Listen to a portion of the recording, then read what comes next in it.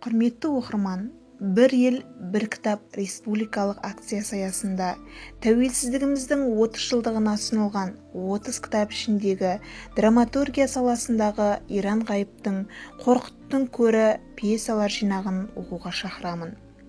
Иранбек Оразбаев 1947 жылы Қызылорда облысы Сырдария ауданында туған. 1970 жылы Қазақ политехникалық институтын, Тау-Кен факультетін, 1980 жылы Мәскеудегі Максим Горький атындағы Мәдениет институтының жоғарғы курстарын бітірген. Алғашқы «Жүрек жырлайды» атты жыр жинағы 1974 жылы жарық көрді. 2002 жылы «Қорқыттың көрі» атты жыр кітабы үшін Қазақстан Республикасының мемлекеттік сыйлық лауреаты атанды. Қазақстан Республикасының тұңғыш өткен жазба ақындар жыр мүшәйрасының бас жүлдегері. «Қорқыттың көрі» аңыз дастаны ерекше естілді.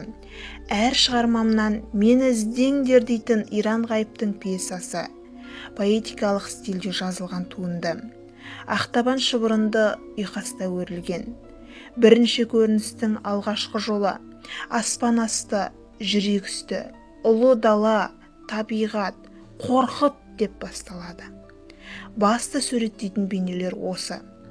Рухты шығарма Мұхтар Әуезов атындағы Қазақ мемлекеттік академиялық драма театры литвалық режиссер жетекшілігімен Иран Ғайыптың «Қорқыттың көрі» аңыз дастаны сахналанды.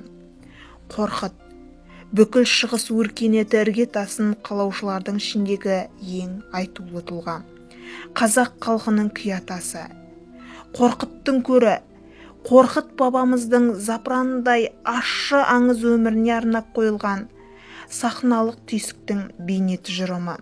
Сонымен қатар өркениеттің, мәдениеттің, өнердің, күйдің, қасиетті, киелі рухани ұғымның жаңаша реквизиті.